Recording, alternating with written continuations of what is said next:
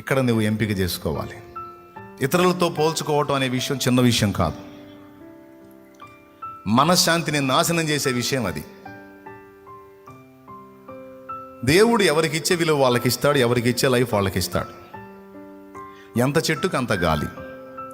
ఎందుకు ఇతరులతో పోల్చుకోవాలి? నీకున్న స్థాయి ఏదో నీకుంది. ఇప్పుడు ఉదాహరణకండి,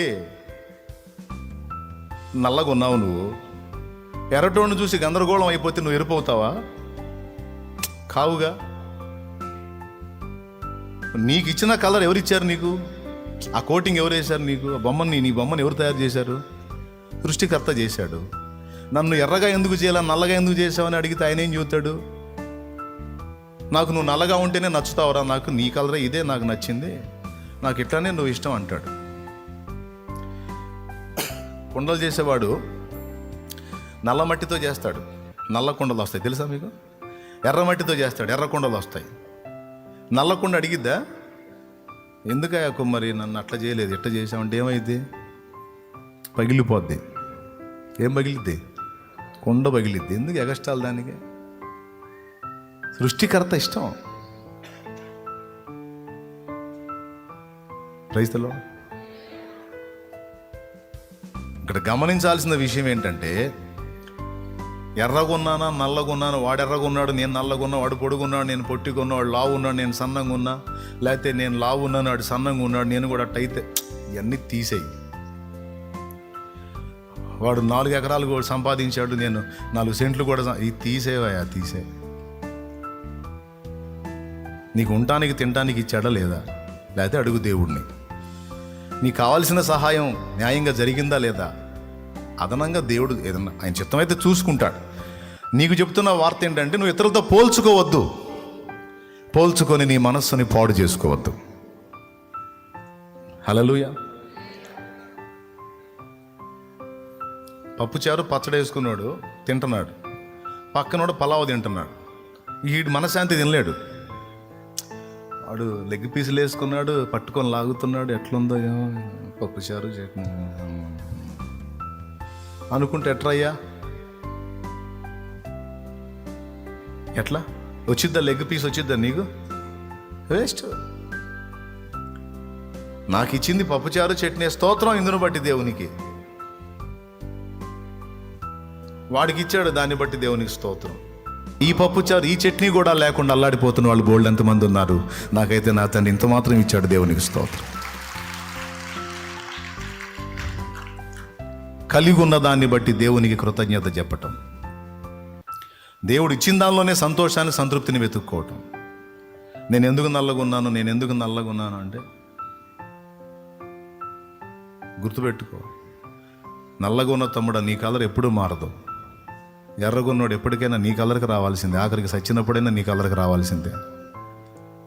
నీది బ్రాండెడ్ ఐటమ్, బ్రాండెడ్ కలర్, నీ కలర్ బ్రాండెడ్ కలర్.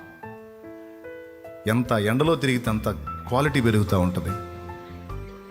ఎర్రటోని తిరగమను, వాడి కలర్ షేడ్ కాబట్టి అప్పుడు అడుగున్నాను. దేవునికి స్తోత్రం కలుగునుగా. దేవుడేమంటాడు, నీకు బ్రాండెడ్ కలర్ ఇచ్చారా నేను, దానిలో మార్పు ఉండదు. ఎర్రటోళ్ళది ఏముందిరా, అట్ట ఎండలో తిరిగారంటే ఆమ్లెట్లా మాడిపోతారు వాళ్ళు మొఖాలు.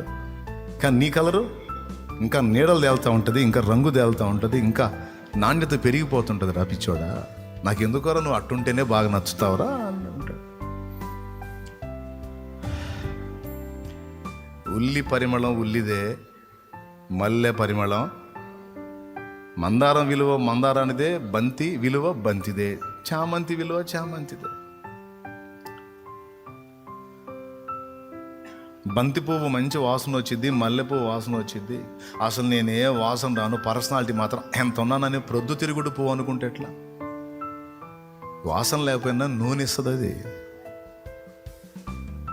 నూనె ఇస్తుంది. మరి బంతి పువ్వు నూనె ఇస్తుందా? మల్లె నూనె ఇస్తుందా? పొద్దు తిరుగుడు చూడు, డబ్బాలు డబ్బాలు నూనె ఇస్తుంది. దేని విలువ దాంతే. ఒకటి వాసనగా ఉపయోగపడితే ఇంకొకటి నూనెకి.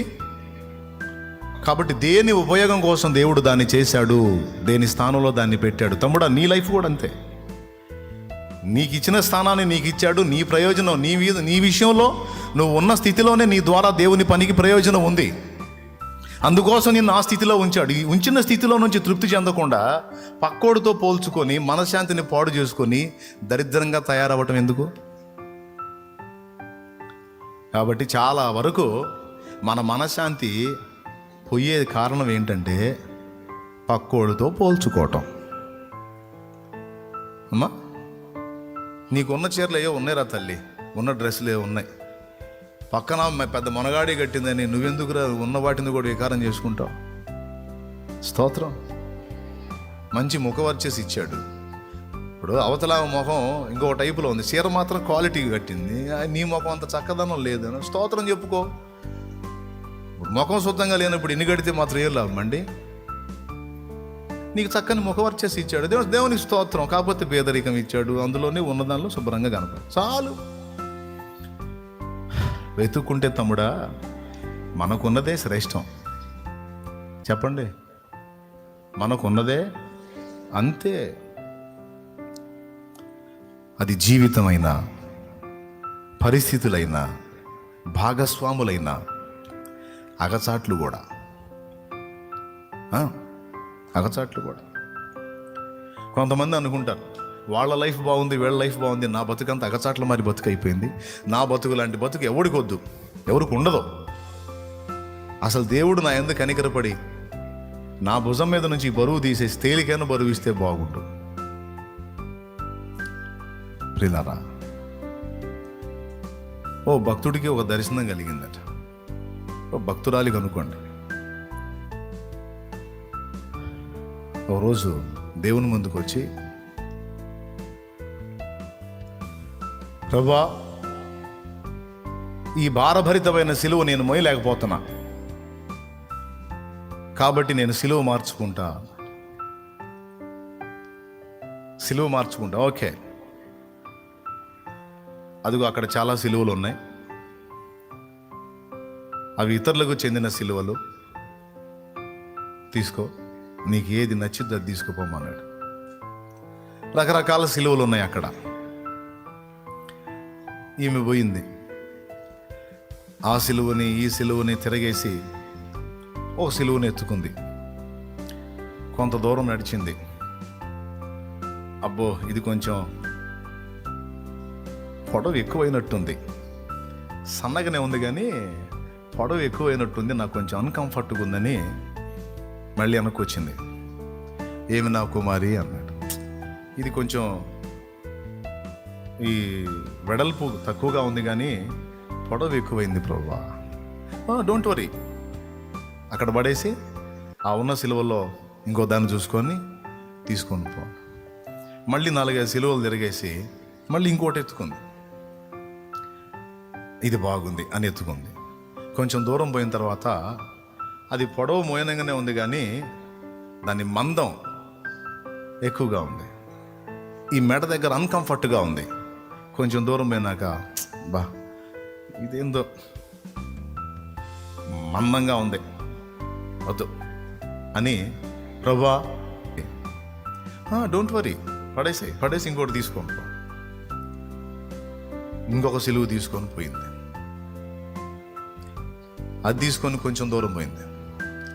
అది ఇంకొక సమస్యను కనిపించింది. దానికి ఈ హ్యాండ్స్ ఉంటాయి, ఈ పొడుగు ఉన్నాయి. మళ్ళీ ప్రభువా అంది, డోంట్ వరీ నా కుమారి, పడే, తీసుకొని పో. 4వ తీసుకుంది. 5-6 సిలువలు గ్రేడ్ చేయడం, 4వ ఇంకోటి కూడా తీసుకుంది. ఇప్పటికి ఎన్ని? 4వది. అది కూడా తీసుకెళ్ళింది. అందులో కూడా ఏదో అసౌకర్యం.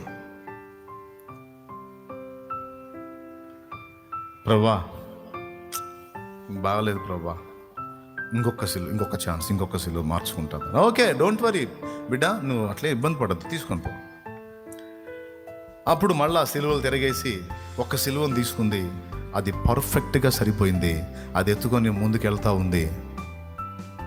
కొంచెం దూరం వెళ్ళిన తర్వాత, అబ్బా ఈ సిలువ నాకు కంఫర్ట్గా ఉంది, అంతకుముందు 4 సిలువలు నాకు సరిగ్గా సరిపోలేదు, నాకు అన్కంఫర్ట్ ఉన్నాయి, ఈ సిలువ అయితే కరెక్ట్గా ఇది నా కోసమే చేసినట్టుంది, పర్ఫెక్ట్గా ఉంది, దీన్ని ఈజీగా మోసుకొని పోవచ్చు, ఇది నాకు పెద్ద భారం అనిపించట్లేదు అని దాన్ని పరకాయించి చూస్తే దాని మీద ఆమె పేరే రాసుంది. అంటే ఫస్ట్ ఏ సిలువ అయితే పడేసిందో ఇది నాకు సెట్ కాలేదని 4 సిలువలు ఎంపిక చేసుకొని మోస్తే ఆ 4 ఆమెకు సెట్ కాల. చివరికి ఆమె ముందు పడేసిన సిలువ అన్ని సిలువల్లో కలిసిపోయింది.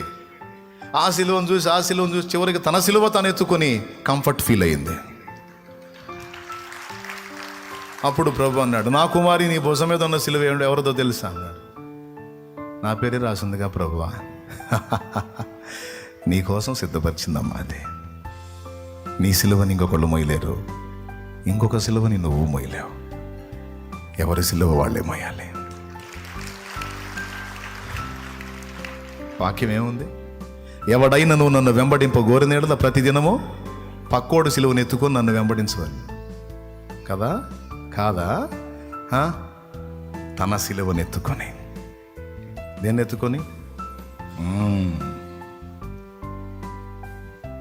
Praise the lord.